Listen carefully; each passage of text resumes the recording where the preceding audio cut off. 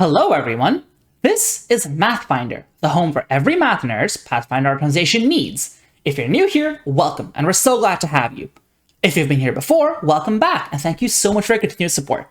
Today's video will be the third in the series of Spellcaster Myth videos. There are a lot of myths about how spellcasting works in Pathfinder. The first of these videos was talking about saving throws and how a lot of people suggest that enemies are always expected to succeed at these saving throws, and how listening to this myth can actually lead to incorrect spell selection. The second of these videos was talking about attack roll spells being useless. This game has a lot of myths about spellcasters, a lot of them from a combat perspective. Today's myth is from a non-combat perspective, specifically about utility spells and the idea that they're not all that good, they're not all that magical, and they're not all that cool. So let's take a deep dive into the matter. How true is it that utility spells are not all that good in Pathfinder? Should you bother carrying them or not? Are they powerful or useless? Let's get into it. So first, as we always do with these Spellcaster Myth videos, let's dive into the grain of truth at the center of the myth, because these myths never come out of nowhere. They exist for a reason. The argument for spellcaster utility being bad in this edition often goes like this. The claim is usually that utility spells in Pathfinder 2nd edition are not allowed to instantly solve problems. You can't just see a problem in front of you and get rid of it. Instead, what you do is make a skill user better at solving these problems. They always then use knock as an example. And when I say always, I do mean every single time I've seen this myth come up, knock is brought up as an example. And you'll see why soon. The way knock works is that it will give you a +4 status bonus to any thievery check to pick a given lock. Additionally, it'll give you a free check as part of casting the spell, and you get to make an attempt at picking the lock by adding your level, even if you were untrained. And if you take both of these at face value, the argument makes perfect sense. Spellcasters aren't that good at utility, and spells aren't that good at utility, because all you're doing is taking problems skills could already solve and making it a little easier to solve. This has two implications. One, this means that you're incapable of solving problems that skills cannot solve. And two, the spellcaster will then never be the best at utility in a party because rogues, investigators, thaumaturges, swashbucklers tend to be better than the spellcaster at using skills, and thus your spells mostly exist to make them shine rather than you solving the problem. And there's actually a really funny layer of irony here, where I have seen this myth brought up both as a negative and as a positive, often in the same thread. Like, you will often see a Reddit thread where, say, a newcomer from D&D 5th edition is asking about how utility spells work. Are they too overpowered, or are they fun to use? And there will be comments both pushing this myth, both, in my opinion, incorrect about the value of utility spells, talking about how utility spells are bad. The people who think this is a bad thing view this as needless punishment to spellcasters, and they also think it has a homogenizing effect. And that is a position I can sympathize with, because, yeah, it's kind of homogenizing if every problem is solved by finding one of your 17 skill buttons and then pushing that button and hoping you succeed, right? Ultimately, it does feel nice to cast spells to solve problems, and if that were not possible, that would feel pretty bad.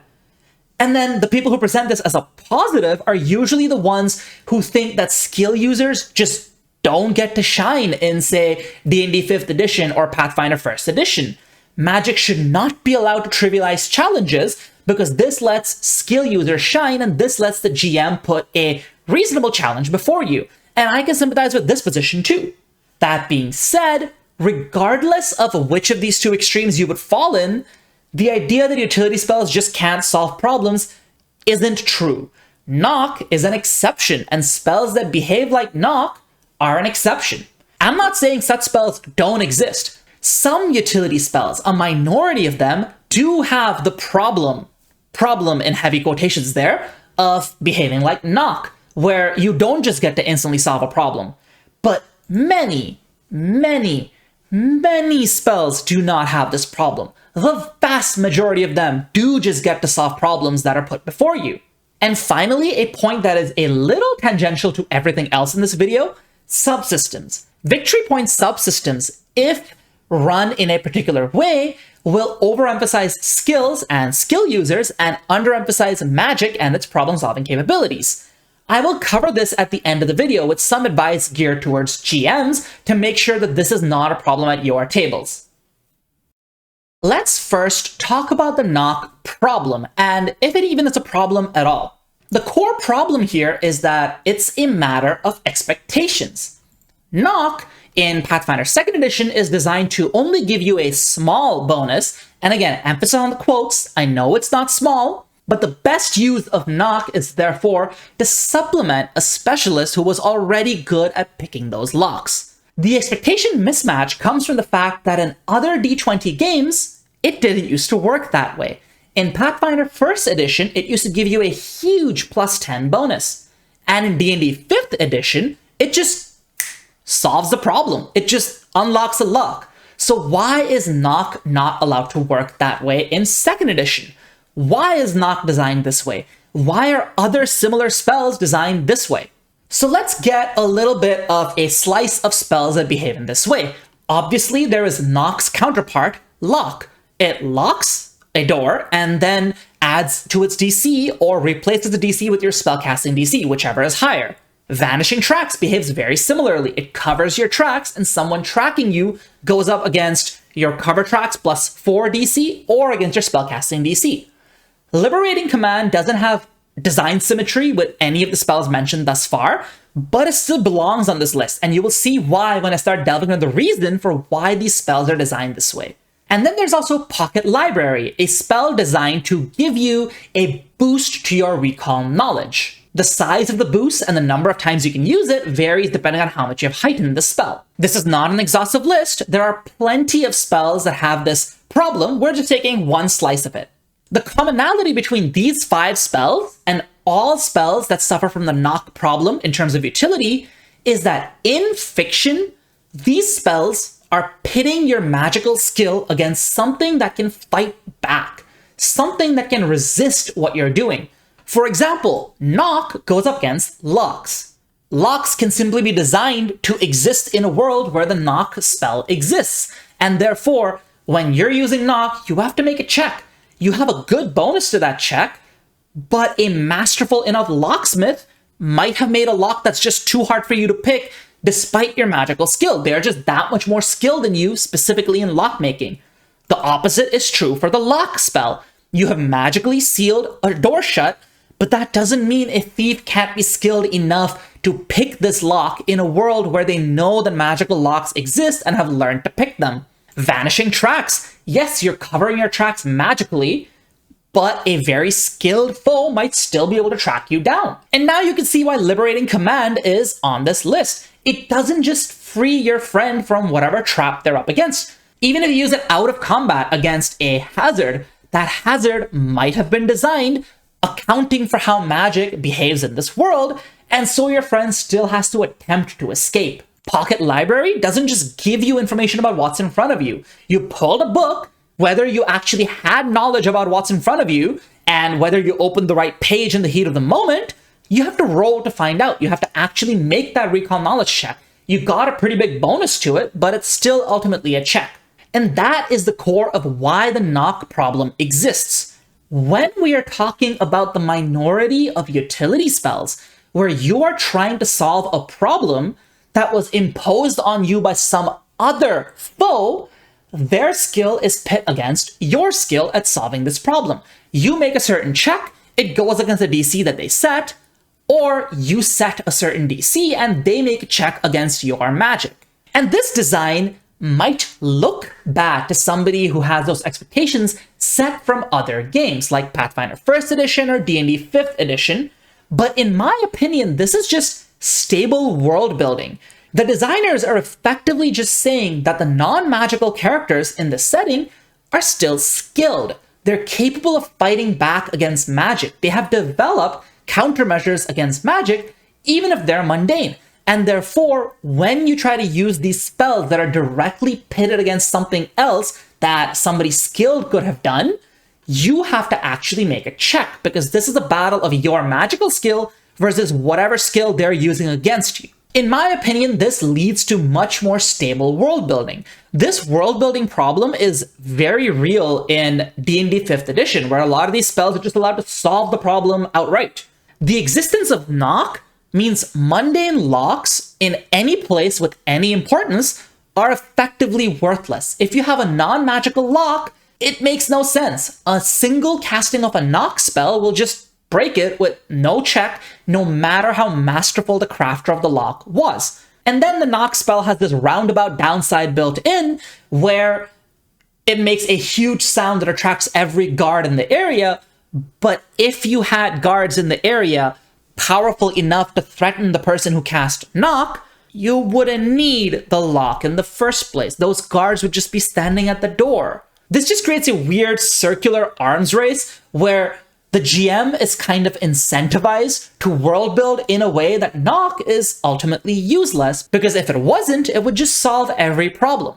This applies to a huge variety of utility spells in D&D 5th edition that just instantly solve problems. So by designing spells so that you have to actually go up against some kind of a DC, we're able to prevent that problem. We're able to world build a stable setting. We're able to build a setting where skill users and martial characters who don't have access to spells are still every bit as relevant and powerful as spells. And the thing is, these spells do usually come with a huge bonus. Knock, Lock, and Vanishing Tracks all give a +4 status bonus.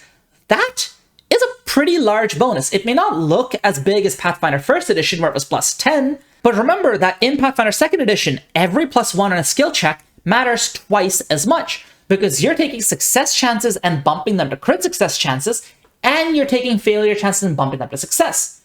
And for something really difficult, you're taking failure chances, bumping them to success, and also preventing critical failures, which is really nice. It can prevent disastrous consequences. Liberating Command has the huge bonus of making the escape action a reaction, which one will save your ally the action they might have spent on their turn to escape, and two, prevents them from incurring the multiple attack penalty during their own turn, because escape has the attack trait. And finally, Pocket Library starts at a +1 status bonus, which is small, but it also always has the bonus of not letting you critically fail and get misinformed, which is huge in my opinion, and giving you additional value on a critical success, which is also really nice. And then as you heighten it, it grows from a +1 to a +2, 3, or 4 status bonus. So this is why the knock problem exists. It's easy to interpret this as these spells being weaker than they were in other editions of Pathfinder or D&D,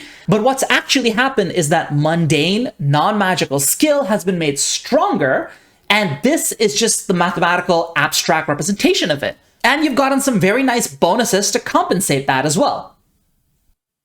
And as I alluded to in the first slide, spells with the knock problem are an exception.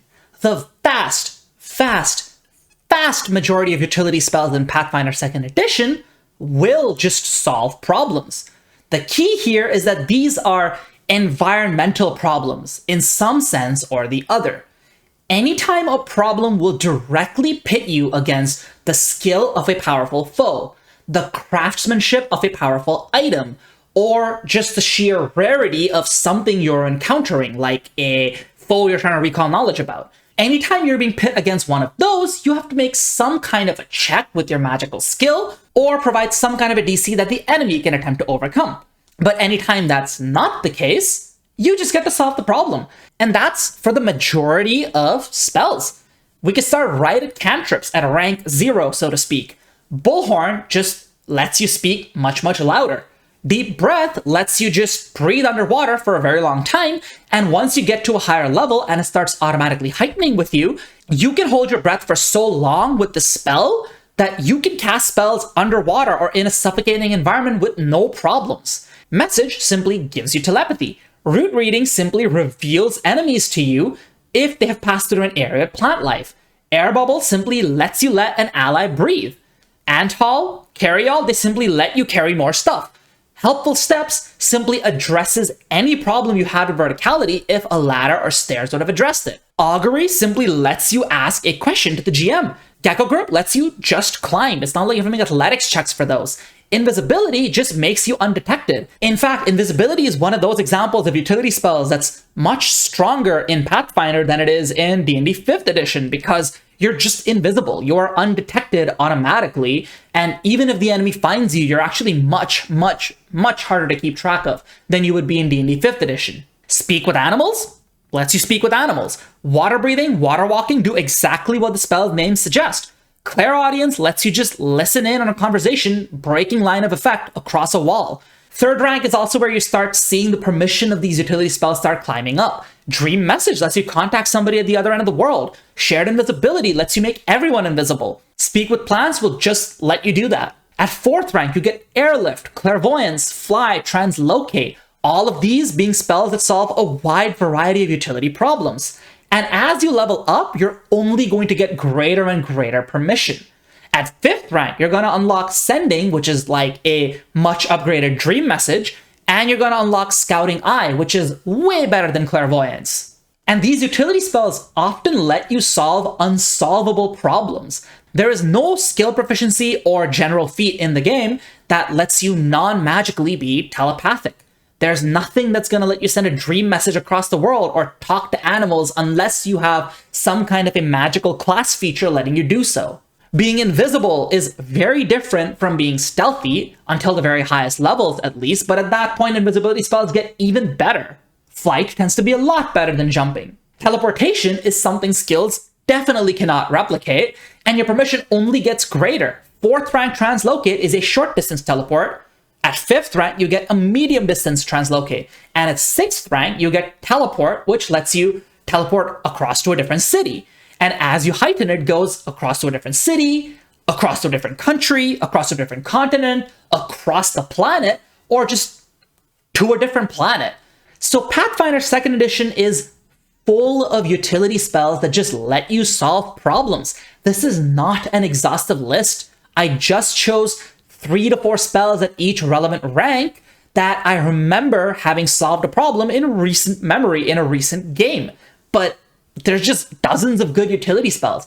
Simply pick and choose the ones you like best. So if you are a Pathfinder player who's been sort of misled by this very popular myth that utility spells will not let you solve problems, trust me, they will. You will get to solve problems. You will get to feel cool and magical while solving those problems. The idea that spells aren't allowed to solve problems and that knock is some template for utility in Pathfinder doesn't have much basis for it. Spells like knock are the exception, and they're an exception designed for a very good in-fiction reason. There are tons of spells here that I did not cover. Gentle Landing, Environmental Endurance, Wall of Stone. You have so much utility as a spellcaster. If you're clever about using utility spells, you will get to just dominate in certain dimensions of problem solving in ways that the game encourages you to and wants you to be doing. So how do you decide what utility spells to pick? What's the optimal list of utility spells? Here's the truth. There is no one optimal, one-size-fits-all answer. Anyone who tells you that there is such an answer is wrong. They're simply wrong. Utility spells, by their very nature, are going to be campaign dependent and situational. If someone confidently gives you a guide saying water breathing and water walking, or I don't know, helpful steps is a must-have utility spell, the simple truth is that it's just been a must-have in their experience, in the experience of the person who wrote the guide. Whether that's going to be true for you is something you have to observe and decide. First, read the player's guide for your campaign if, say, you're playing an adventure path, or collaborate with the GM about what kind of a setting you're in. If you're in a water-heavy campaign, you probably want the utility spells that relate to water. But if you're in a desert campaign, you don't. This sort of information will usually be in the player's guide for adventure paths, and this is something every good GM will talk to you about because GMs want you to bring characters that can engage with the world they're building. Then consider asking other members of your party what weaknesses their characters might have and cover for them. Maybe they don't need you to cover something like water breathing for them because they picked the general feat that lets them breathe already. Maybe, for example, they don't need you to carry helpful steps. Maybe verticality is not a problem for most of your party, so you will bring something else in that first rank utility slot. Maybe the party is not good at dealing with walls. For example, maybe it's very heavy on dexterity marshals, so they want you to carry disintegrate. So how you pick utility spells is very party dependent. And finally, pay attention. As you go through a campaign, you will start noticing patterns to what kinds of utility spells are worth picking and which ones are not. You might find that just as the campaign's been progressing, you've been ambushed more and more, and since you're in a forested area, you will decide to swap one of your cantrips into root reading so that you get ambushed less. You might notice that you're in cramped dungeon-like environments a lot, so you'll start using clairaudience to eavesdrop on upcoming encounters. So the exact utility spells you pick, the optimal picks, are so heavily campaign dependent that you're basically never going to get relevant advice online. If someone's giving advice about utility spells online, don't pay attention to the what of the utility spells, what they're calling optimal and what they're calling bad, and instead pay attention to how they use that spell in any given situation, and think about whether those situations are relevant to you or not. And conversely, for spells they're calling bad, think about what they're saying is that exception where the spell would have been good, and because they have never seen it pop up, they're deeming it bad.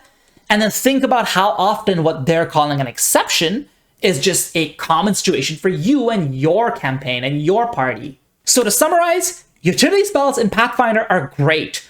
Pick ones that are applicable to your campaign. Do not be misled by this myth, this cherry-picked idea that all utility spells are like knock, because they're not. Spells that have a degree of uncertainty to them are not an indicator of utility spells being nerfed. What they're instead doing is that utility spells were kept where they are, but masterful, non-magical foes and items were brought up to a level that it makes sense, to a level where they can exist concurrently with magic in a world that's full of magic and keep up with it. But when it comes down to it, when you want to solve a problem that's really weird and wouldn't make sense to solve with a skill, a utility spell is going to be the way to go. And there are many good utility spells for this.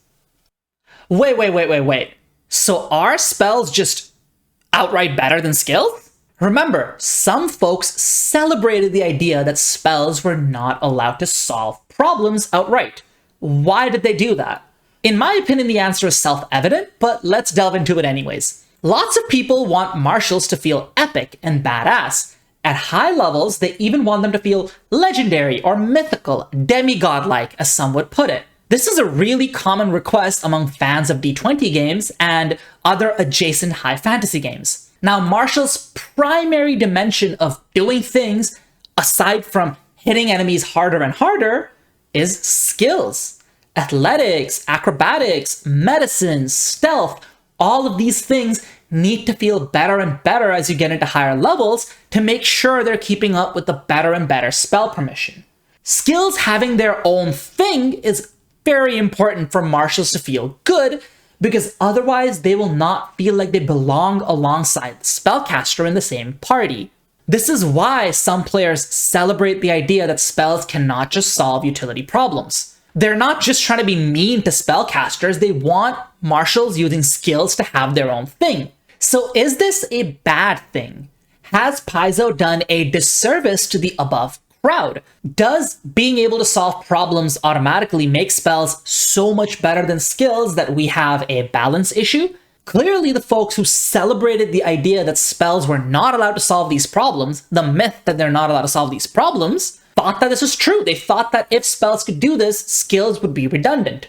But in my opinion, that's not the case. In my opinion, the game does do a good job balancing skill progression and spell progression. And if you're someone from the aforementioned crowd, and now you're worried that skills may not keep up with spells because spells are indeed allowed to solve problems, especially in high-level play, I hope I can assuage some of your fears. Basically, there's a duality to it. A spell can fully outperform a skill, but it's usually expensive to do so. There's a hefty opportunity cost of what spell rank you use. Let's take Knock as an example. At level 1, an untrained spellcaster can actually use knock to be better than somebody trained in thievery, provided they have a little bit of dex at least. Now, of course, let's set aside for a moment that if that trained thievery user was in the same party, they would then benefit from the knock. Your party only has one thievery user, either an untrained spellcaster using knock or someone trained in thievery. Well, you can be better than the person trained in thievery, but there's a hefty cost to it. You're casting knock from what might be one of your only 2 first rank slots. At next level, it'll be one of your only 3 first rank slots. That's a hefty opportunity cost. That spell slot could have been relevant to a combat, a deadly combat even. And conversely, every spell slot reaches a point where it's cheap. When you're level 7, a first rank spell slot isn't that valuable. But at this point, your first rank knock is not going to outperform someone specialized in thievery. Someone at level 7 with master thievery and potentially 1 or 2 points of dex more than you, and potentially an item bonus, is just going to do way better than knock is going to let you do. The only way for you to keep up would then be to invest at least a little bit into thievery. Maybe not as much as the specialist, but you'd then be able to keep up with part of the investment they got for the cost of your spell slots. This duality goes for most utility spells that do something comparable to a skill. Gecko Grip will trivialize a climbing problem, but when you're in that level 3 to 6 range, putting a second rank spell slot in a Gecko Grip is expensive. When you get to higher levels, the athletics user will have quick climb, which will make them very good at dealing with walls, and thus you won't be outshining them. And if you get into higher tiers of proficiency, like legendary, the athletics user might just have their own climb speed and be able to climb a completely smooth wall, the same as you can with Gecko Grip. So at low levels, where you can outperform athletics with Gecko Grip, it's an expensive spell slot. At higher levels, where it's a cheap and throwaway spell slot, athletics has gotten so good that they're still keeping up with you.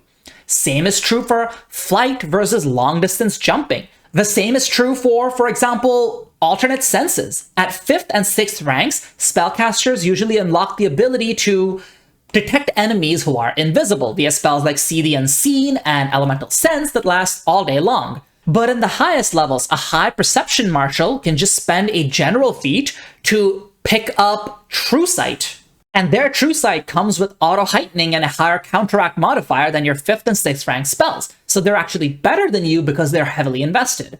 This duality will go for almost any skill you look at, no matter what. As you get higher in the levels and those low rank spell slots become cheaper and cheaper, those low rank spell slots are no longer allowed to straight out outperform a skill. And once you start incorporating class feats that certain marshals get, this becomes even more clear. A high level rogue can just use deception to leave an illusory duplicate. Their walking is so light-footed that they are practically flying as long as they end on a solid surface. High-level barbarians and fighters can leap into the sky and bring enemies down, so they won't feel outshined by you having access to flight. Not to mention that they will have access to their own magic items that let them keep up even if they can't cast spells. That being said, there is a little bit of a gap in terms of permission. There are things spells can do that skills simply are not allowed to approach. A few examples of these include things like teleportation, telepathy, and easy access to counteracting conditions, counteracting enemy magic, or resurrection effects. That last category, many marshals can get limited access to it depending on class feats, skill feats, but not as wide-ranging as divine, primal, and occult spellcasters can get. So there are things that spells can do that are out of reach of skills, but ultimately, that's not a bad thing. Magic is magic, and magic should feel magical. If everything you could accomplish with magic were also possible to be accomplished by mundane means, it wouldn't be magical anymore. So in my opinion, Pathfinder manages to strike the perfect balance between spells and skills. Spells are indeed allowed to solve problems. They just are. That's because they're magic. But when the problem being solved involves the skill of a foe or the quality of someone's craftsmanship, now there's a check involved of some kind. There's uncertainty to it because a skillful person existing in this magical world has devised countermeasures to what they're dealing with. When spells do solve problems, they will eventually become spammable just by the nature of how leveling works. As you climb up in the value of a skill, you will overtake what those spammable low-rank spells are allowed to do, and only high-rank spells will be allowed to outperform you. There are certain things spells can do that are out of reach of skills, like the list I just mentioned. But that is okay because skills can be done all day, every day, and when you're using a limited, powerful, unique, mystical resource to do something, you should be allowed to do some things that stand out. Spells have their own thing and skills have their own thing, and thus neither is just better. Finally, let's talk about the problem with subsystems that I alluded to that contributes to the perception that spells cannot solve utility. Subsystems are presented in Pathfinder's rules as their own bespoke system of skill challenges. You're given these guidelines to create almost a stat block for what the players are approaching. You're given guidelines to how to make them go through rounds of this challenge and what they can do to interact with it with certain skills. When a subsystem is presented this way, especially in an adventure path, this encourages a lot of GMs to run them really statically without leaving a lot of room for improvisation. The presentation basically ends up looking something like, you are in an influence encounter. You want to use diplomacy, deception, performance, or society for influence. And for discovery, you can use perception or mercantile lore or society. It creates this idea that this problem has 4 or 5 buttons and every character just needs to find the button they like and press that again and again and again. Now, to some extent, this is a design problem. This is a genuine design problem in subsystems because the way they're presented is too independent from the rest of the game's design. It doesn't interface with other parts of the game's design. If it's not clear to you why that's the case, let's compare this to Drawsteel's montage tests. Now, montage tests have a very similar idea. You have a goal, a number of successes you're trying to reach. You have some kind of a time constraint for how long before you're no longer allowed to attempt those checks, and the party collectively gets together and makes those checks. But the thing is, every character can have things on their sheet that interface with montage tests. For example, I built a talent, and talents are like psionics users in Drawsteel. One of my gimmicks is that if the party does not achieve the highest possible degree of success on a montage test, I can add an extra round, the flavor being that I am almost speeding up their perception of time. They're able to go through things faster. This sort of interfacing is missing in Pathfinder 2nd Edition. When a subsystem is placed before you, players are given the impression that they should just be looking at the skills and finding the right buttons, and there's not much else they can do because they don't have anything else that interfaces with these problems. The best thing you can do as a GM to solve this problem is to run subsystems more flexibly. Leave a lot of room for player creativity. Do not use your stat block as the be-all, end-all of this subsystem. Instead, your stat block is simply providing a skeleton to hang the subsystem off of. If your players do something that makes in-fiction sense for the situation they're in, simply let them attempt it. If the players want to use a spell or a ritual that solves the problem, let them try. You can use the fiction to decide how successful that spell will be. Does it solve the whole problem, or does it just give you 1 or 2 successes? To be clear, many subsystems explicitly tell you to do this, and I find it a little frustrating that specific ones do, but the generic victory point subsystem does not mention that in its guidelines. For example, influence, chase, and infiltration all suggest being open to unforeseen ways of using skills. And chase and infiltration even make it clear that if a player character uses a spell against the challenge and you think the spell was appropriate, you should just give them a point without a check. Let them gain that chase point right away. They even suggest giving 2 points if it was particularly helpful what the player did with that spell. Alternatively, this is a solution used in some adventure paths. Using a spell doesn't automatically give you points, but it lets you make a check against the lowest of the DCs on whatever subsystem you're using, either using your spellcasting ability modifier or using your traditions skill, so Arcana, Occultism, Nature, and Religion. So many subsystems tell you to be generous when someone wants to spend a spell slot to solve the problem, and if you follow that guidance, you will minimize the contribution of subsystems to this perception that spells are not allowed to solve problems, because now spells are allowed to meaningfully contribute to this. Finally, be nice and extend the same sort of grace to something like feats that are relevant. For example, there's the Hobnobbler skill feat that lets you gather information in half the time. Now, let's say you're doing some kind of a research subsystem where one of the options for researching is talking to townsfolk and gathering info. It doesn't use the capital G, capital I gather information activity, but in fiction, you're gathering information. Maybe let the person with Hobnobbler make 2 checks in a single round instead of 1 check. This way, you will also be rewarding mundane characters who don't have spells, but are heavily invested into a certain skill in a way that subsystems are not integrating. You will counteract the fact that subsystems are poorly integrated with the rest of the game. That brings us to the end of the video, folks. I hope you enjoyed this video. I hope that if you subscribe to the notion that spellcasters cannot immediately and automatically solve utility problems, I have convinced you otherwise. I hope that if you're one of those who enjoyed spellcasters less because of the perception of this myth, you're now going to enjoy spellcasters a little more. I hope that if you're one of the ones who celebrated spells not being able to do all these things, I have convinced you that the level to which spells solve problems is not a balance issue, and that skills are useful while letting spells feel magical and useful and cool. If you disagree with anything I've said, go ahead and leave a comment. I'm interested in hearing from sections of the community that think spells are not good enough at utility, because that hasn't been my perception. But things like these are so prone to confirmation bias and selection bias that, hey, I might just be perceiving something incorrectly and you're seeing the full picture. So please leave a comment and I'll be happy to discuss more with you. If you like this video, please like, and if you're not already, please subscribe to my channel. If you can, join a channel membership. It's a great way to directly support me while getting a few nice perks like early access to videos, written build guides for some build videos I do, and so on. Otherwise, I'll see you next time. Mathfinder out.